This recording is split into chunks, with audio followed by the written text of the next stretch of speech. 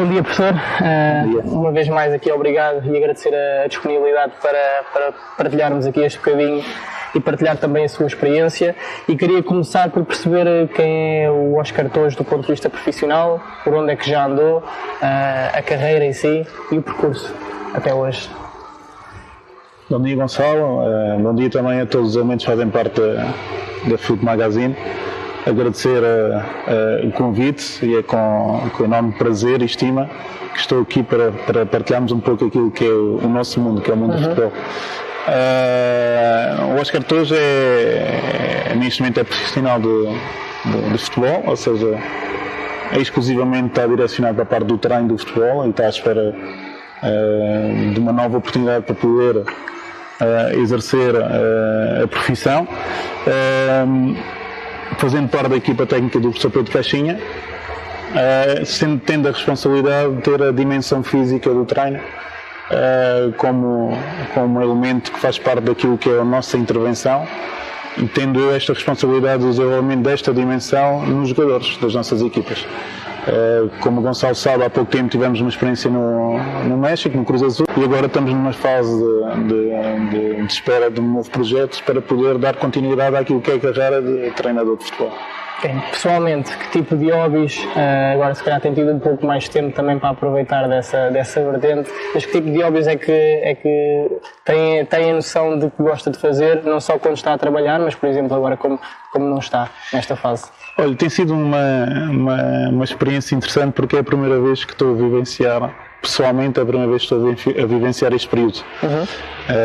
Noutros contextos, quando o Mr. Pedro estava à procura de novos projetos, eu estava noutras áreas profissionais, estava ocupado profissionalmente, e agora é a primeira vez que me está a acontecer esta passagem, digamos assim, estar de férias obrigatoriamente. E tem sido uma experiência também enriquecedora noutras áreas. Por exemplo, tenho praticamente 100% para a família, para os meus filhos, para a minha esposa. É com eles que passo a maior parte do meu tempo no desenvolvimento de um conjunto de atividades familiares, que é comum a todas.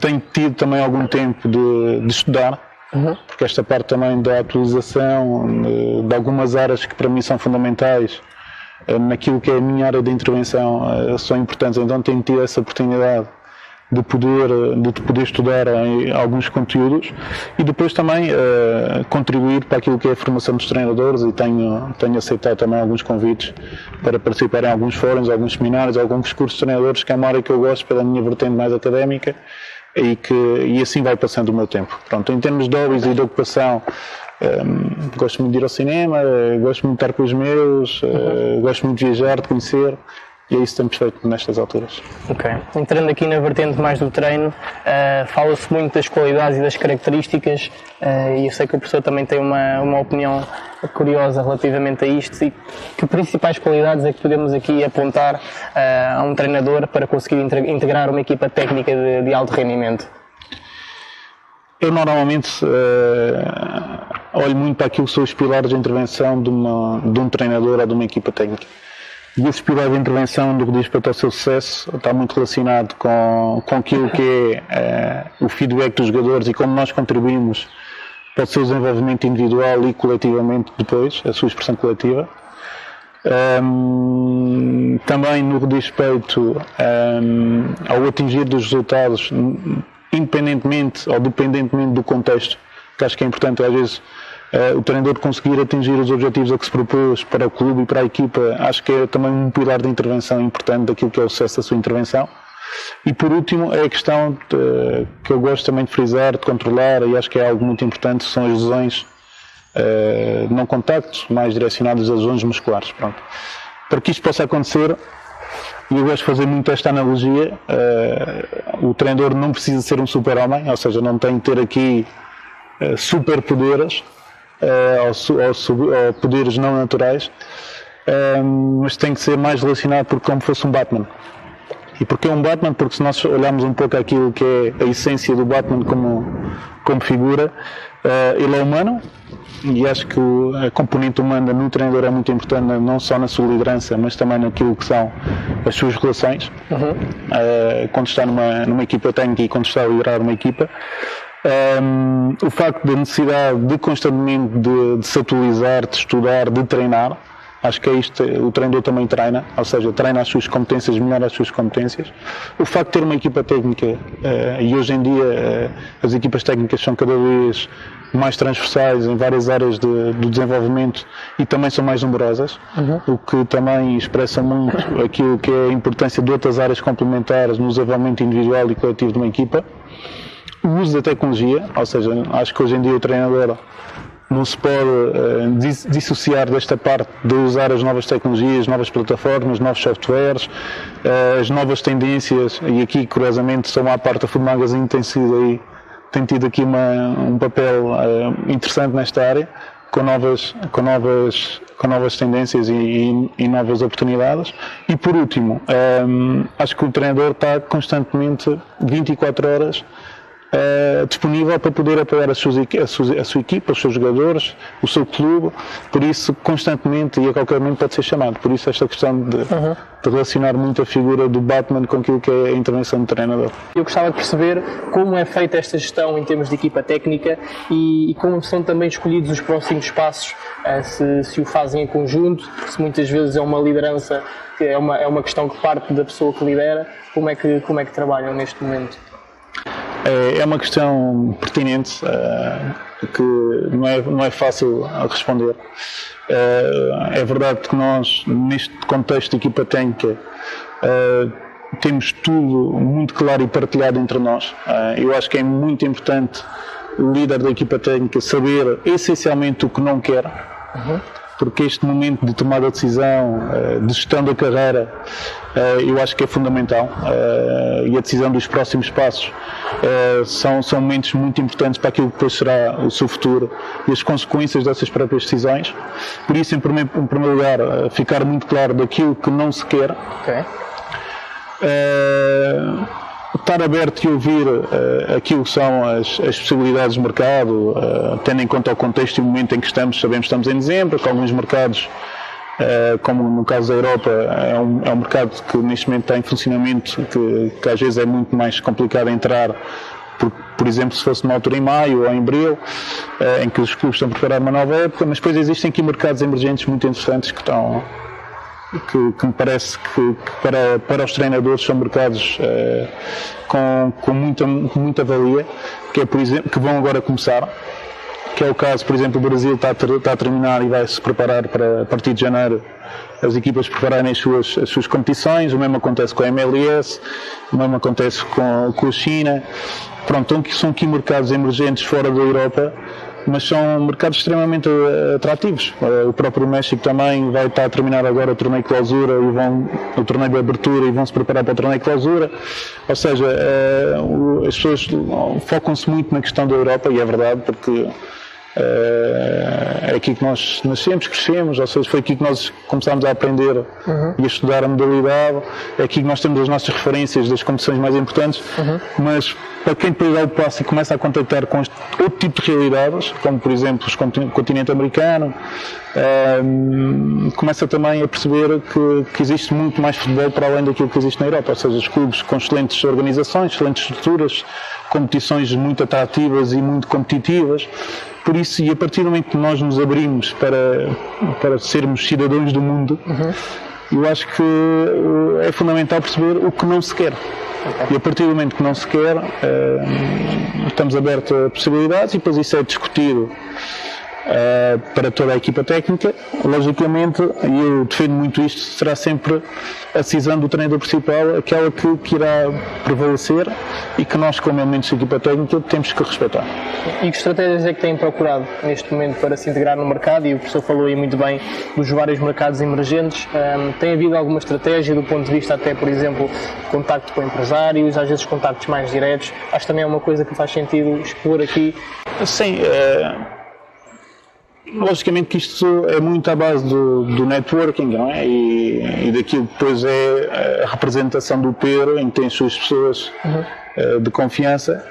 em que fazem muito esse papel do contacto, que é um contacto às vezes importante, às vezes ser um contacto contínuo, ou seja, mesmo estando noutros contextos, haver esta continuidade do contacto, do falar, do partilhar, acho que isso é fundamental. Então tem vindo esta parte da pessoa que é responsável pela sua representação, de estabelecer estes contactos e depois ver aí as oportunidades que possam aparecer ou não. O que nos tem acontecido, e acho que é muito interessante porque, sinceramente, no contexto nacional eu não encontro muito isto, e já nos aconteceu, neste período estamos 100 clubes, já nos aconteceu por 2 ocasiões, é o Pedro ser chamado para uma entrevista. Pronto, e já nos aconteceu, ao Pedro já aconteceu isto por 2 oportunidades, em que ele é chamado pelo CEO, ou pelo responsável, ou pelo dono do clube, em que ele prepara a entrevista e nessa entrevista ele apresenta um pouco aquilo que é a sua metodologia de trabalho, desde funções de equipa técnica, desde modelo de jogo, desde aspectos relacionados com a liderança, desde o próprio conhecimento da competição e do clube que ele tem naquela altura, ou seja, tudo isto é partilhado, desde os jogadores que podem vir a ser, ou que fazem parte, ou que podem vir a ser contratados, ou seja, toda esta visão é falada numa reunião. Logicamente que o clube, ao ter esta estratégia, tem também com outros treinadores, claro. E depois, a partir do momento que o clube tem estes 2, 3, 4 alvos que estabelece com as reuniões, depois tem a tomada de decisão, que infelizmente não aconteceu para o nosso lado. Mas também nós sentimos que deixamos ali uma semente, ou seja, deixamos ali um contacto, somos totalmente abertos naquilo que é a nossa metodologia, as coisas para nós estão muito claras em termos de equipa técnica e intervenção, e o clube aí depois tem a oportunidade de decidir se acha que esta equipa técnica vai de encontro àquilo que eles querem naquele momento, ou se naquele momento ainda não é possível, mas quem sabe no futuro isso poderá acontecer. E o professor acha que isso é tendência, essa questão da marcação da entrevista, ou tem acontecido mais nesses contextos do que propriamente começar a ser uma coisa normal e usual no futebol? O que eu sinto é que os treinadores têm de estar preparados para isto. Eu não sei se isto vai acontecer noutros países, ou mais concretamente em Portugal, não sei se os clubes, os dirigentes estão sensíveis a este tipo de situação, ou se vão mais pelo contacto, pela influência mais pessoal, ou pelo conhecimento mais pessoal, não sei. Mas a verdade é que isto está a ser regular em alguns países, em alguns clubes, e parece-me ser comum isto acontecer. Ou seja, e falo muito pela partilha daquilo que é a experiência própria do Pedro. E daquilo que eu sei. Por exemplo, eu sei que no Rangers foi através da entrevista. Sei que no primeiro clube do México, no Santos Laguna, foi através desta entrevista. Ou seja, parece-me que começa a ser algo comum em vários clubes, em vários contextos, em vários países, e acho que é uma mais-valia, sinceramente. Dá aqui uma noção de meritocracia à seleção? Exatamente. Ou seja, e para além disso é que nós estamos a olhar muito para aquilo que é, ok, o clube vai escolher um treinador, mas também acho que há o outro lado, ou seja, nesta entrevista existe a oportunidade do treinador perceber se aquele clube, em termos de projeto, encaixa também no seu perfil de liderança, de metodologia, de forma de estar, vida social, contextual do clube, adeptos, pronto. E acho que isto, ou seja, existem estas duas mais-valias, não só para o clube, mas também para o treinador, para que possam tomar a melhor decisão, de forma consciente, e acho que se a decisão for tomada de uma forma consciente e com conhecimento profundo de ambas as partes, tem tudo para dar certo. Afinal, acaba muito isso. Do ponto de vista pessoal, o professor já se sentiu alguma vez algum tipo de ansiedade por não ser o responsável pela escolha? Acha que isso é algo que os treinadores, quando estão nesta posição, podem sentir eventualmente, ou isto é um mito, digamos assim, é algo que pode ser facilmente ultrapassável com essa questão, por exemplo, de confiança que comunicou? Não estava a ser correto no sentido de vos dizer que nestas 2 entrevistas que aconteceram, sim, o projeto era muito, muito atrativo. Ou seja, era algo que eu, não só em termos pessoais, mas para aquilo que é o futuro da equipa técnica e mais precisamente aquilo que é o futuro do Pedro, que é uma pessoa que, acima de tudo, eu quero bem como amigo, eu acho que era um passo em frente naquilo que era o percurso da sua carreira. Quando assim é natural que sintas alguma ansiedade no sentido de perceber e querer que as coisas corram da melhor forma. Mas são coisas que nós não conseguimos controlar, e depois entra um pouco naquilo que é o foco nas coisas que tu consegues controlar e consegues influenciar e coisas que tu não consegues controlar e que não dependem de ti. E nesse sentido, se houver este treino, as coisas depois ficam mais minimizadas, digamos assim. Como é que, neste caso e nesta fase de transição, pode ser aproveitado o tempo livre, digamos assim? Fazem-no individualmente, o professor está preocupado com a sua própria área de intervenção e faz este estudo que comunicou há bocado de forma individual, ou há, por exemplo, algum tipo de gestão coletiva em que se juntam de tempos a tempos e fazem este tipo de avaliação? Como é que é feito? Olha, nós de forma pensada e como equipa técnica também, temos aceitado um ou outro convite naquilo que é a partilha do nosso trabalho e na maneira como nós trabalhamos. Isso tem acontecido, por isso temos estado já tivemos em 2 ou 3 ações em conjunto em que houve este tipo de oportunidade. Isso nos permite, para além de não só partilhar um pouco do nosso trabalho, permite-nos estar juntos, que acho que é algo importante. O facto de praticamente morarmos todos muito próximos, uns elementos estão a viver cerca de Lisboa, outros elemento vive em Castelo Branco, eu estou em Évora, permite-nos também em alguns momentos estarmos juntos para, por exemplo, irmos observar alguns jogos e ter este contacto com o futebol português que não tivemos a oportunidade de ter nos últimos 3, 4, 5 anos, porque como equipa técnica o Pedro esteve sempre praticamente por fora, ou seja, para além daquilo que são o acesso às plataformas e às redes em que conseguimos facilmente comunicar e estamos todos os dias praticamente em comunicação, em que aí temos a oportunidade também de partilhar algumas ideias, algumas visões, algumas experiências.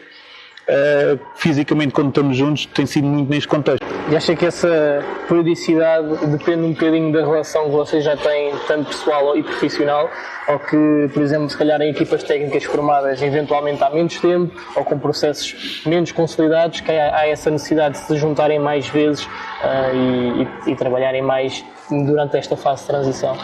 Eu acho que são momentos importantes e acho que o líder da equipa técnica deve ter esta sensibilidade e neste caso o Pedro tem esta sensibilidade no sentido de nos juntarmos não só pelo aquilo que são as funções e aquilo que é o futuro da nossa intervenção como equipa técnica, mas também pelos laços pessoais e de amizade que temos.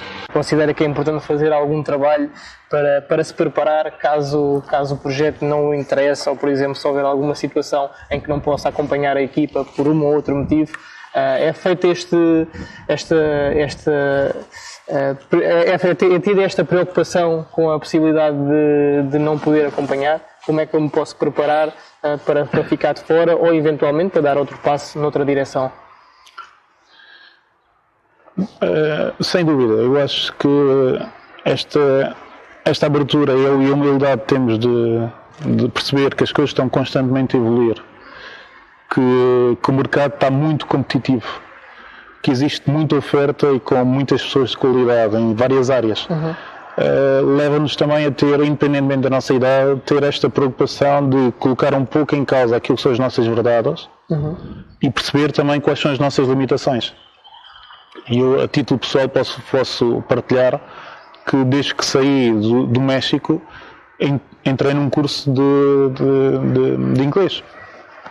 Porque sinto que essa é uma das lacunas que eu tenho e tenho que me preparar melhor para que, e não sabemos o dia de amanhã, estar preparado para qualquer tipo de oportunidade que possa aparecer. E acho que é muito nestas áreas, ou seja, para além do estudo que eu faço em algumas áreas específicas da minha intervenção, tendo em conta as novas tendências, poder nos formar noutras componentes, noutras áreas, acho que é fundamental. E ter a humildade também de perceber quais são as nossas lacunas. Quais os momentos-chave e decisões que o levaram a ser hoje profissional de futebol? Eu acredito que seja progressivo. Eu quando tinha 17, 18 anos, a única definição que eu tinha clara para mim é que queria ser professor de Educação Física, em que gostava do futebol, ou tinha paixão pelo futebol. E à medida que nós depois vamos entrando em algumas áreas, vamos tendo a influência de várias pessoas, vamos também escolhendo alguns caminhos e depois, acima de tudo, vamos vivenciando e experimentando aquilo que são os nossos conhecimentos e se temos ou não a potência para certas coisas, mas depois aí vamos claramente definindo o nosso caminho. E acho que foi algo gradual, ou seja, dizer que desde quando tinha 6 anos queria ser treinador ou queria ser profissional de futebol, isto é mentira. Agora dizer que quando acabei o curso, aos 22, e que tive a primeira oportunidade de treinar e quando termina essa época dizer é isto que eu quero fazer, isto aconteceu. Agora, depois é a questão das oportunidades e estamos preparados para elas. Okay. E como mudou a sua vida a partir do momento em que se tornou profissional e em que se possa considerar profissional neste momento?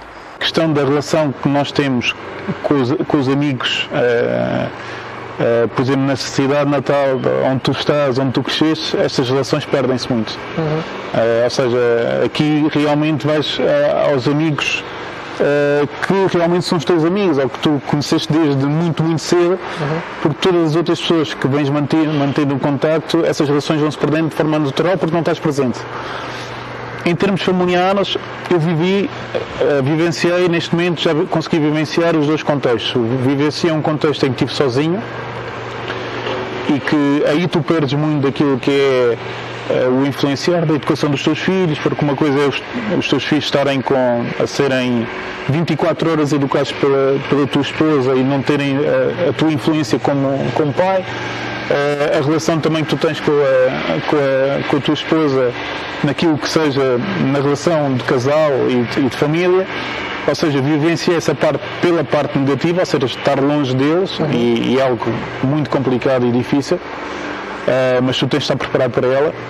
E curiosamente nos cursos de treinadores e também na própria faculdade não nos preparam para nós para esse tipo de dimensão, ou seja, como é que nós nos relacionamos com parte familiar e que capacidade é que nós temos de estarmos longe deles ou não. Isto é algo importante porque, por exemplo, no projeto do Santos Laguna, passado algum tempo, eu dediquei de continuar na equipa técnica para voltar para o pé dos meus filhos e para o pé da minha família e para Évora novamente. Isso aconteceu. E depois vivenciei agora no último ano outra dimensão, que é ir para um país, novamente para o México, mas para outra cidade, mas com a família atrás.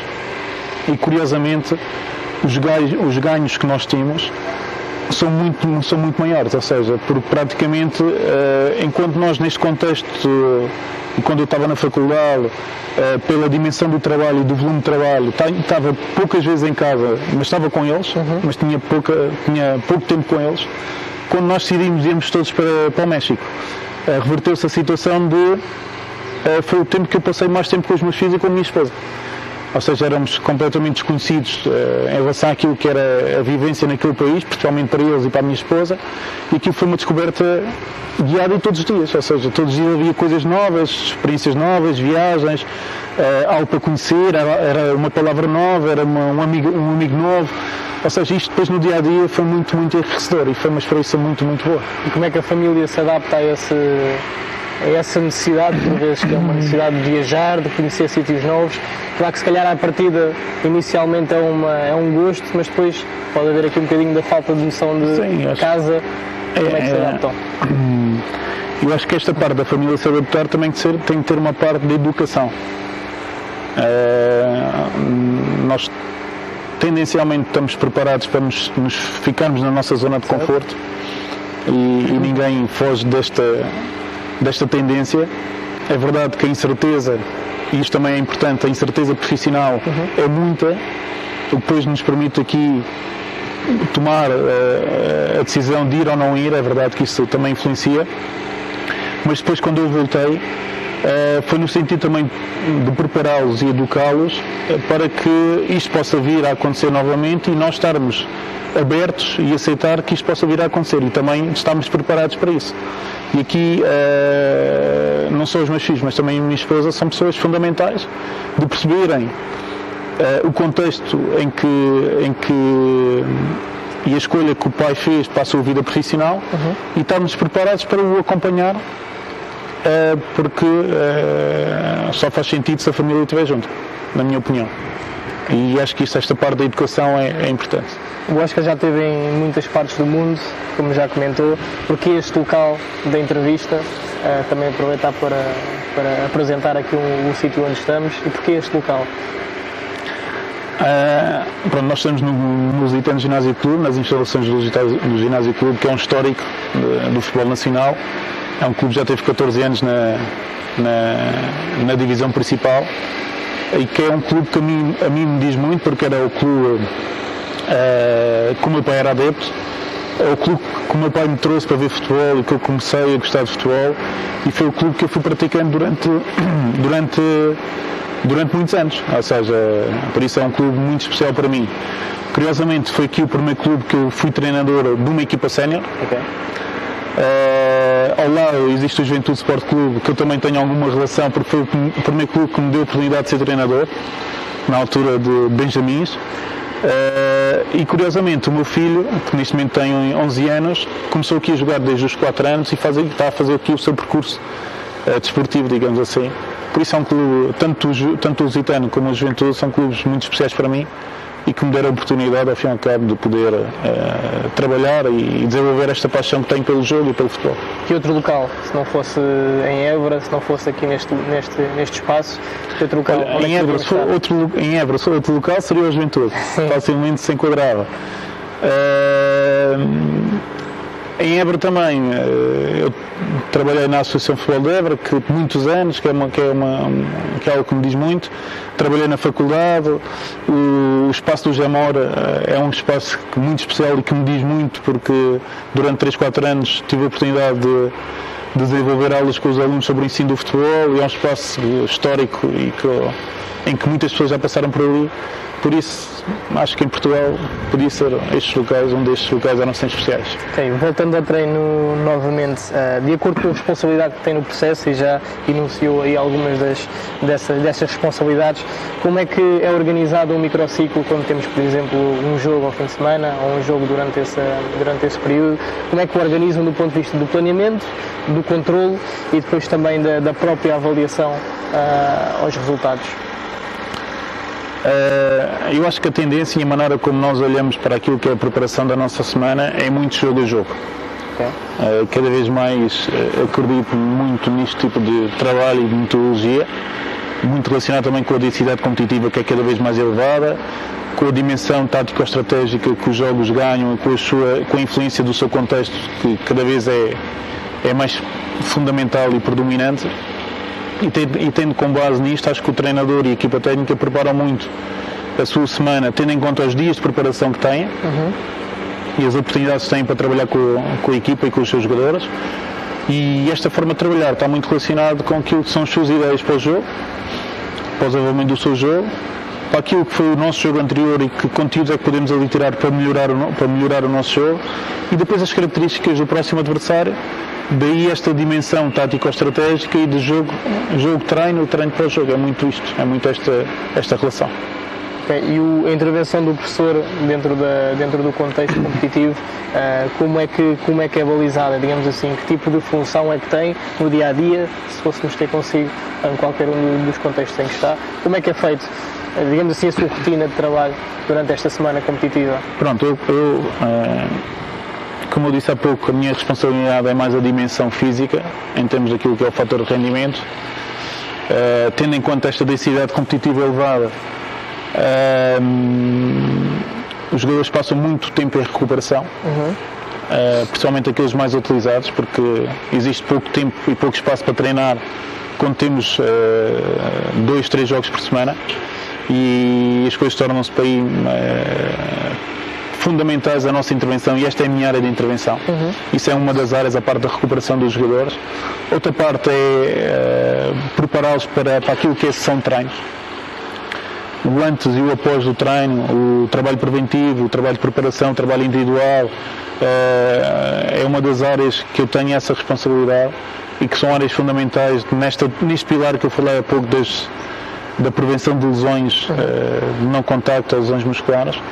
E outra área que eu trabalho muito na equipa técnica do Pedro é o controle de treino, ou seja, naquilo que é o desenvolvimento dos conteúdos de treino, aquilo que é a carga de treino, aquilo que individualmente acontece com cada um dos jogadores e depois coletivamente como é que aquilo se expressa para que os jogadores possam estar totalmente recuperados e que chegarem ao jogo totalmente disponíveis para aquilo que é a exigência do treinador. São áreas que eu trabalho e que eu controlo, para depois passar feedback à equipa técnica e nós depois, dia a dia, tomamos as melhores decisões. E que ferramentas são essas que nos permitem fazer um controle tanto do treino como do jogo, in loco e praticamente ao minuto e ao segundo? Pronto, hoje em dia, até com este avanço tecnológico e sendo estas áreas cada vez mais importantes, existem ferramentas que hoje em dia já não conseguimos dispensar para termos a melhor informação possível. A utilização do GPS, a utilização das escalas de RPE, outro tipo de instrumentos para aquilo que é a avaliação do jogador, como por exemplo a avaliação de CK, a termografia, são alguns instrumentos que nós utilizamos que nos fornecem um conjunto de informações de forma muito sintetizada, que é importante também referir, ou seja, ter a capacidade de sintetizar um pouco isto e escolher as ferramentas próprias, que hoje em dia também é um desafio que nós temos, ou seja, tendo em conta a panóplia de oferta que temos na área da tecnologia, escolher as ferramentas próprias para poder passar ao treinador de forma filtrada as melhores informações para que ele possa tomar as melhores decisões. E essa utilização dessas ferramentas é feito em treino e também em jogo? Como é que fazem, por exemplo, na parte até mais observacional, como é que é feito o contacto entre o treinador e eventualmente alguém que tem na bancada? Como é que é esta gestão? Na área da dimensão física, ao vivo, nós não o fazemos. Okay. Ou seja, utilizamos o GPS para controle do treino e controle da carga de treino em treino e em competição, e depois nos permite tirar algumas informações não só individuais mas também coletivas, e fazemos-o sempre, jogo e competição. No que diz respeito à parte da dimensão física, nós não fazemos em vivo, ou seja, não sentimos neste momento a necessidade de ter informação da dimensão física em vivo, porque não temos essa prioridade em contexto competitivo. Existe sim outro tipo de informações que é partilhado entre o banco e as pessoas da equipa técnica têm essa preocupação e essa dimensão da análise do jogo, da tomada de decisão, da forma como a equipa coletivamente se está a comportar e os seus comportamentos em termos técnico-táticos, não só individuais e também coletivamente, no confronto de sistema com outra equipa. Ou seja, existe esta comunicação constante com os elementos da equipa técnica que estão no banco e depois também com os elementos que estão em cima a observar, que têm outro tipo de visão, outro tipo de informação, que depois permite também fornecer estas informações cá para baixo.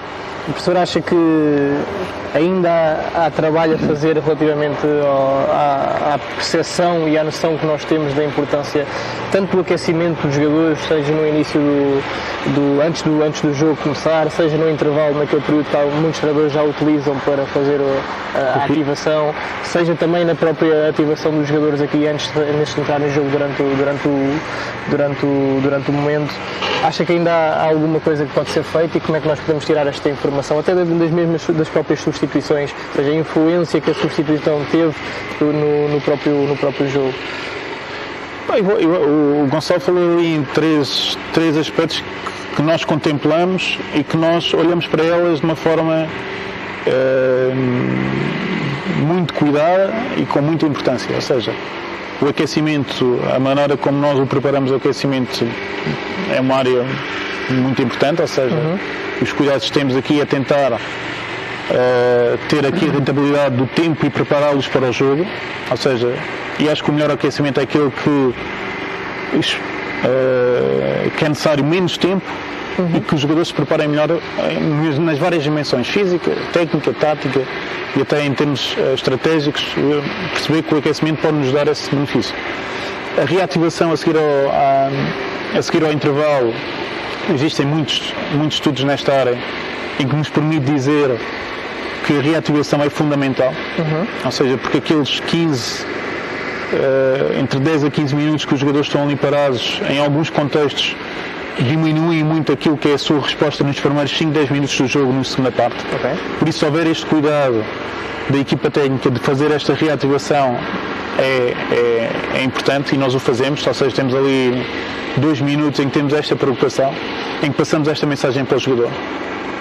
E depois aquilo que é a preparação dos jogadores para entrarem em jogo, ou seja, jogadores que estão no banco e que depois podem vir a ser utilizados para o jogo. Nós aí também temos esta preocupação, neste caso sou eu que estou com eles. Eu pela minha formação, digamos assim, porque eu também, para além de ter esta preocupação da dimensão física, sou treinador do UEFA Pro e esta área técnico-tática que eu gosto muito também.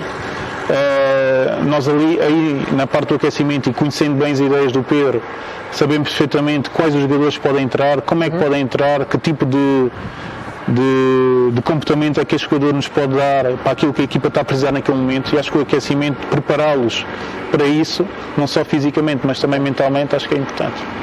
E conselhos é que pode dar a treinadores e membros que nos cheguem e que se calhar não estão em contextos assim tão desenvolvidos do ponto de vista tecnológico, e que tipo de ferramentas e que outras possibilidades é que podem ter em contextos mais baixos?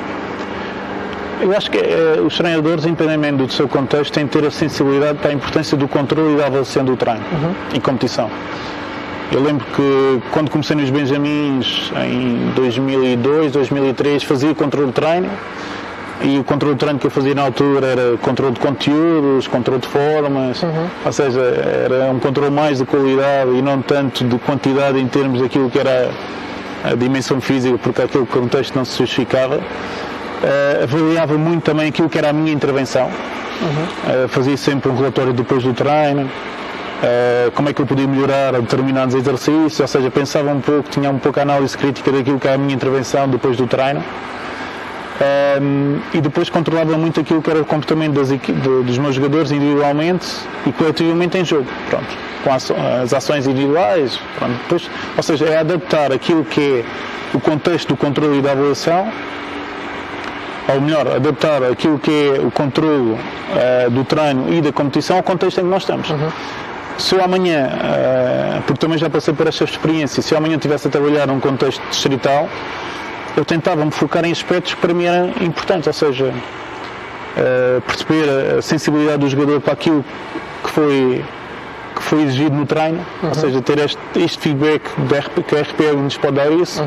O volume de treino acho que é um aspecto importante.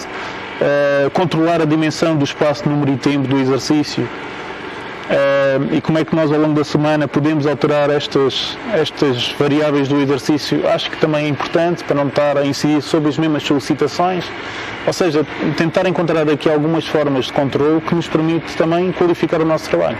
E até onde é que vai essa capacidade de prevenção de uma equipa técnica em relação às lesões musculares? Sabemos que creio que no futebol profissional isso é cada vez mais uma preocupação, mas por vezes continuamos a ver alguns níveis elevados e até bem recentemente de jogadores inativos e sem capacidade de contribuir por causa dessas mesmas lesões. Como é que o professor vê esta dicotomia praticamente neste caso, lesões musculares? Eu acho que nós temos muita influência no controle das lesões musculares. A metodologia escolhida pela equipa técnica. A maneira como esta metodologia é implementada, o controle que nós temos, o trabalho preventivo, individual, as avaliações que fazemos e a definição do trabalho que fazemos ao longo dos dias, ao longo da semana, antes e após o treino, acho que são muito importantes. E eu acho que nós temos alguma influência da não ocorrência ou de uma maior ocorrência destas lesões. É verdade que nestas áreas por vezes não se controla tudo, a densidade competitiva é muito elevada, as exigências são elevadas também, a própria lesão por vezes pode estar influenciada com outro contexto que não só seja a intervenção do treinador ou da metodologia da equipa técnica, mas eu acho que é uma área fundamental porque existem também muitos estudos que relacionam muito aquilo que é a performance da equipa e o número de lesões que existe. E as coisas estão relacionadas, ou seja, melhor performance, menor número de lesões. Uma menor performance da equipa em termos classificativos, maior número de lesões, ou seja, existe aqui esta relação muito próxima. Por isso, temos que olhar para elas com algo muito importante na nossa metodologia e controlar acima de tudo. Consegue identificar algumas estratégias que utilizam enquanto equipa técnica para controlar? Ou seja, nós quando entramos num clube e quando entramos num período pré-competitivo, gostamos muito das avaliações médicas, preventivas e físicas. Temos muito cuidado daquilo que é uma avaliação individual do jogador e perceber onde é que o jogador tem que melhorar, não só em termos daquilo que é a sua aptidão para a prática, mas também naquilo que é o potencial de algumas capacidades. Isso o fazemos de forma regular e temos esse cuidado. E depois, não só individualmente, mas também coletivamente, preparar a equipa para aquilo que é a intervenção do treinador no treino. Ou seja, preparar os jogadores para aquilo que é a exigência da parte principal do treino e as características dos exercícios nesta relação de espaço, número e tempo, e prepará-los antes e os seus grupos musculares para que eles possam estar aptos a ter esta resposta em treino, eu acho que é fundamental. E por isso é que é importante a definição de um plano preventivo ser específico àquilo que é a metodologia do treinador. Ou seja, não chegar a um clube ou não chegar a uma equipa técnica e definir o plano preventivo sem conhecer primeiro aquilo que o clube o treinador quer fazer. Eu acho que é importante conhecer aquilo que o treinador quer fazer, a metodologia de treino do treinador, para depois preparar os jogadores para essa resposta.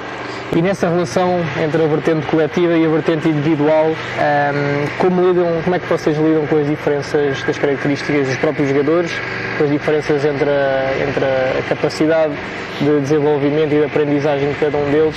Há essa preocupação? Existe esta preocupação. Nós acreditamos que a dimensão individual está a ganhar cada vez mais espaço naquilo que é a preparação coletiva da equipa, e é cada vez mais importante naquilo que individualmente o jogador pode dar coletivamente a uma equipa. Fazendo aqui um pouco de analogia,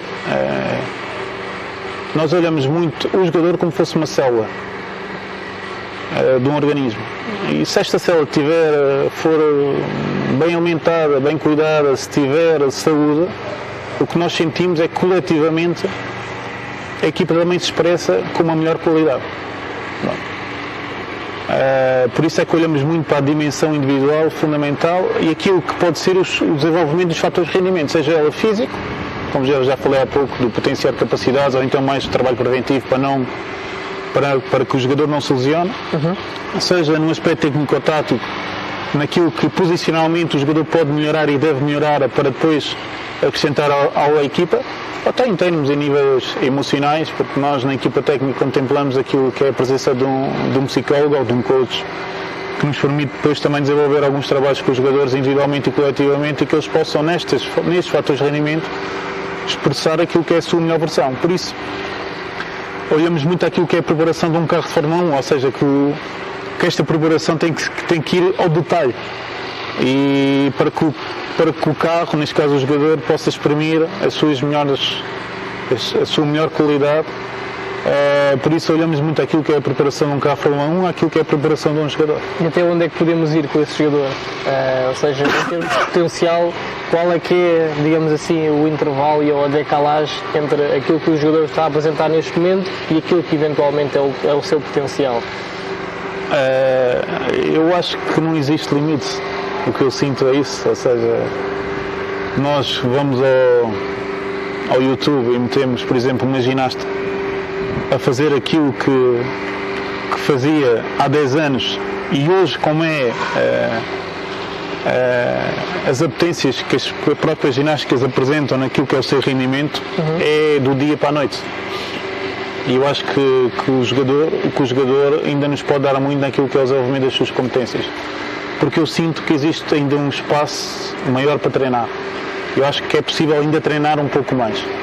E então, se nós conseguimos quebrar alguns mitos daquilo que é a preparação do jogador de futebol, e em comparação até o jogador de futebol com outras modalidades individuais, até o tempo que se prepara para treinar, eu acho que a diferença é enorme. Então eu acho que ainda existe aqui algum espaço que nós podemos explorar.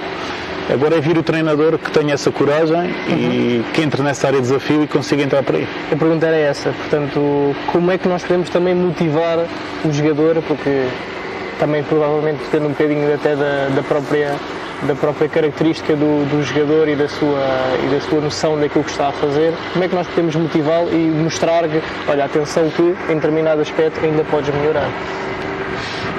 O que eu sinto é que, principalmente os jogadores novos, já têm essa sensibilidade, ou seja, pela formação que vou tendo, pela formação desportiva que vão tendo, e que estamos a falar em clubes de topo em que os jogadores, a partir dos seus 12, 13, 14 anos, começam a ter umas vivências e uma exigência de preparação muito elevada, começam também a ficar sensibilizados para a importância de se cuidarem. Então olham para este tipo de preparação mais individual com uma maior importância que há alguns anos atrás. e para além de importância, de necessidade, ou seja, às vezes são eles próprios que procuram a dizer, olha, eu sinto falta disto, ou estou a sentir isto no meu jogo, como é que eu consigo melhorar isto? Ou seja, para além de serem receptivos para aquilo que é a nossa análise crítica de especialistas da modalidade, o que eu sinto é que às vezes são os próprios jogadores que nos procuram com necessidade de quererem melhorar algo na sua performance. E acho que a tendência vai ser muito neste sentido. E isto depois leva-nos também para aquilo que é o nosso desafio como treinadores, ou seja, estarmos preparados para aquilo que é a exigência hoje em dia do jogador, que nada que se compara com aquilo que era há alguns anos atrás. E acho que os jogadores neste momento são mais conhecedores, têm mais informação, e o tendo mais informação também vão sendo mais exigentes. E se os jogadores são exigentes, nós também como treinadores temos de ter essa capacidade de nos adaptarmos a essa própria exigência e temos que conhecer. E olhamos para o jogador cada vez mais como atleta, ou continua a ser o jogador de futebol e não o atleta de futebol? E na intervenção que nós temos, por acaso, eu gosto muito desta preocupação que o Pedro tem na sua intervenção e como equipa técnica, que é a dimensão do homem, do atleta e do futebolista. Okay. E eu acho que nós devíamos muito intervir, ou nós quando estamos a intervir, estamos sempre a intervir nestas três áreas. Primeiro, fundamentalmente, naquilo que é a intervenção do homem, os princípios que nós passamos, que eu acho que é fundamental porque, não tanto se calhar num contexto profissional, mas essencialmente quando estamos a falar na formação, muito dificilmente eles vão chegar a um nível profissional, então esta intervenção na área da formação cívica acho que é fundamental. A intervenção como atleta naquilo que é a preparação, como eu disse há pouco, para que eles possam expressar as suas capacidades a um melhor nível, e depois, logicamente, e desta forma, com esta sequência, vem a sua expressão como futebolista, e neste caso específica a modalidade em causa. O professor falou que teve alguns anos nas associações, também teve aqui um papel importante do ponto de vista académico, e nós gostamos sempre de fazer esta pergunta, que é qual a influência, digamos assim, e o peso do ensino formal e do ensino também informal, aquela prática desportiva que nós temos no campo, da experiência, para a formação de um treinador de futebol, hoje em dia? Olha, eu acho que a melhor resposta que eu posso dizer em relação a esse tema é repetindo aqui as palavras de um senhor que é o professor José Ferreira, e ele dizia, e na opinião dele que eu subscrevo totalmente, que o treinador neste momento mais bem preparado é aquele que foi um jogador do top e ao mesmo tempo um aluno do top. Ou seja, isto responde muito àquilo que eu penso também. A área empírica e a área científica são áreas que têm de dar de mãos dadas constantemente, porque as tendências e a evolução do futebol tem sido notória, ou seja, o jogo hoje em dia nada tem a ver com o jogo de há 10 anos atrás, a maneira como as equipas se preparam nada tem a ver com aquilo que acontecia há uns anos atrás. Há pouco falámos daquilo que é a preparação do jogador e o conhecimento do jogador e aquilo que é a exigência para o treinador. Isso é a parte mais científica, digamos assim, mais teórica, em que nós como professores temos essa responsabilidade não só de acompanhar aquilo que são as tendências, mas poder passar essas informações e prepará-los, os treinadores nesse sentido, mas depois tem a parte mais empírica, ou seja, o dia-a-dia, as relações, o contexto, as vivências de cada clube, de cada campeonato, a sensibilidade do treinador, a intuição do treinador, e acho que são coisas também muito importantes. E nós, para termos alguma sensibilidade e intuição, temos que viver o processo, temos que estar no contexto. E neste sentido, um jogador que possa vivenciar um pouco isto ao longo do seu percurso profissional vai bebendo muito desta informação. Por outro lado, a parte do conhecimento acho que é uma área muito, muito importante, por isso eu juntava as duas. Eu acho que 50-50, digamos assim. E considera o currículo atual, seja nos cursos federativos, seja na oferta académica que existe, especificamente em Portugal, porque é o nosso meio, considera que esta oferta está adaptada a essas necessidades e novas tendências que vão surgindo? Eu acho que nós estamos num caminho correto e num caminho que permite ao treinador estar devidamente preparado para a sua intervenção, mas depois também temos aquilo que é ok, então, mas que provas é que temos disto? E as provas estão aí, não é? Ou seja, temos, hoje em dia parece-me claro em todo o mundo que o treinador português é um dos melhores produtos de exportação que nós temos no país, porque quando o treinador chega a um clube, na sua grande maioria consegue ter resultados positivos. E acho que isso é a melhor avaliação que nós podemos ter, ou seja, é as pessoas que recebem um pouco desta formação irem para o contexto prático, porque aí é que se vê quem é que sabe e quem não sabe, e quando estão neste contexto prático poderem ter êxito naquilo que são os objetivos da equipe e do clube. Mas qual a influência que a Foot Magazine, pelas suas iniciativas e pelas suas atividades, pode ter para os membros que nos cheguem e nesta própria formação de treinadores? A maneira como as coisas estão a ser montadas, a sensibilidade das pessoas e a equipa que está por trás, eu acho que vocês estão a entrar por caminhos muito desafiantes e acho que vai ser extremamente positivo. Ou seja, não se escreve muito em Portugal. Curiosamente, apesar de termos os melhores treinadores, não se escreve muito sobre aquilo que é o treino. Parece que as pessoas têm algum receio de escrever sobre aquilo que fazem e sobre o trabalho que se desenvolve.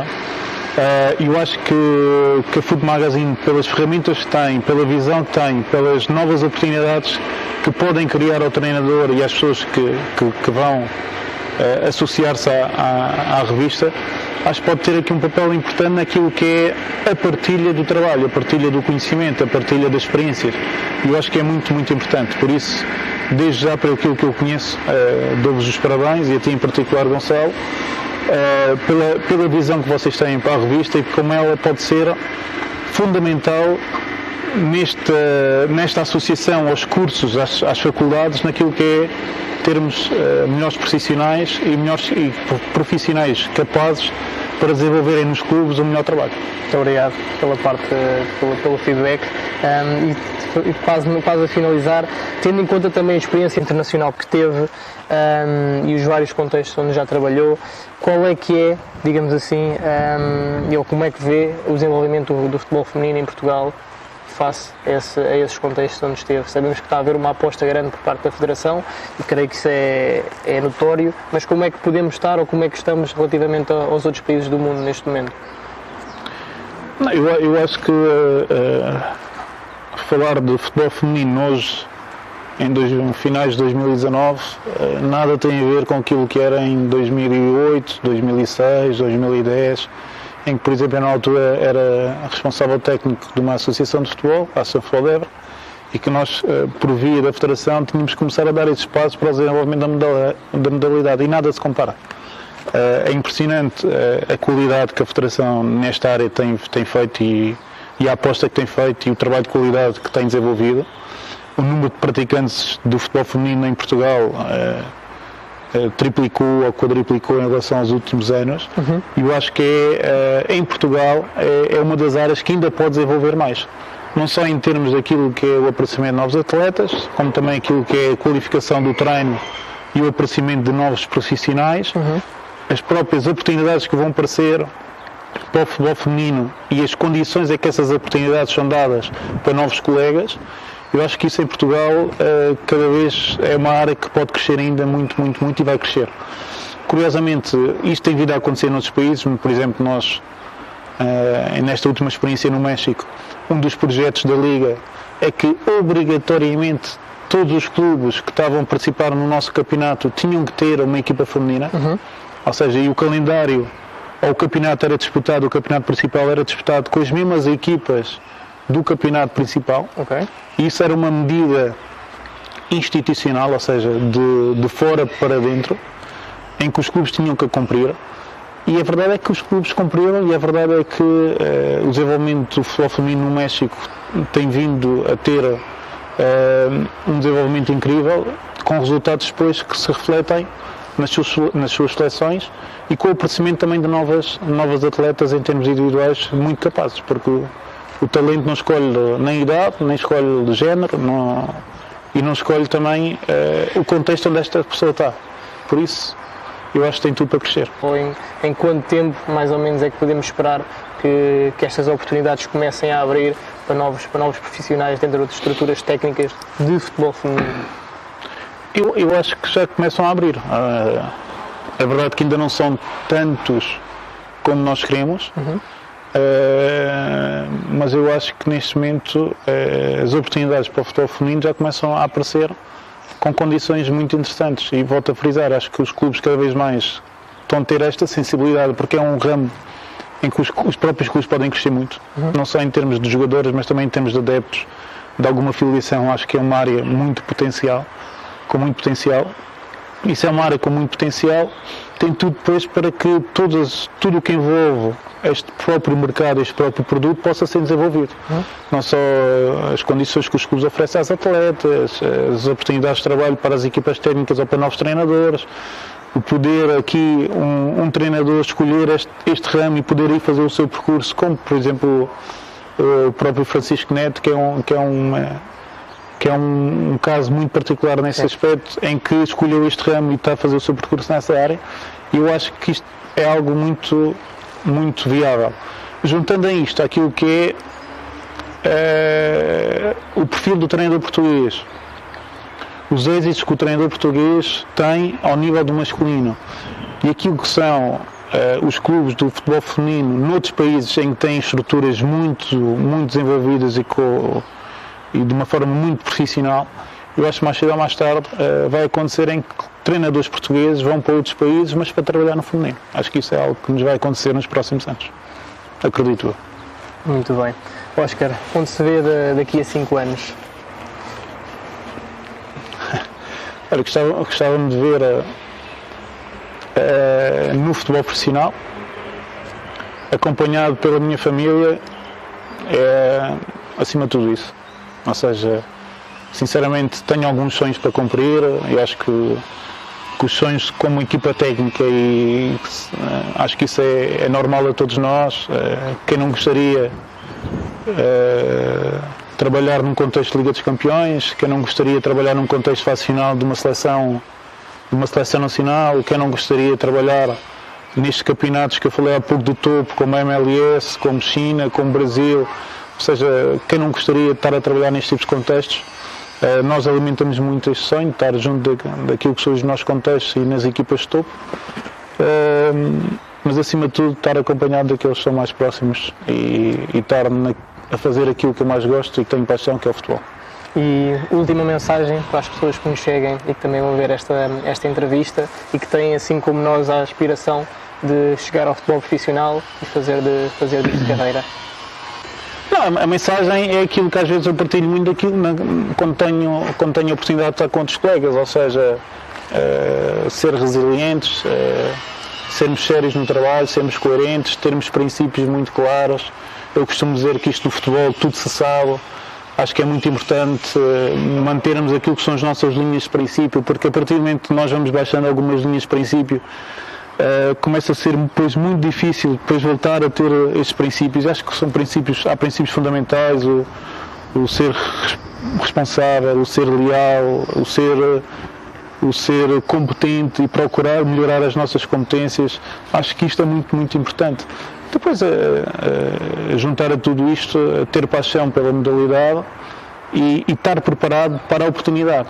Ou seja, eu acho que as oportunidades para quem é competente vão sempre aparecer. Aqui a diferença é, depois da oportunidade aparecer, se nós estamos preparados e somos devidamente competentes para dar resposta a essa própria exigência dessa oportunidade.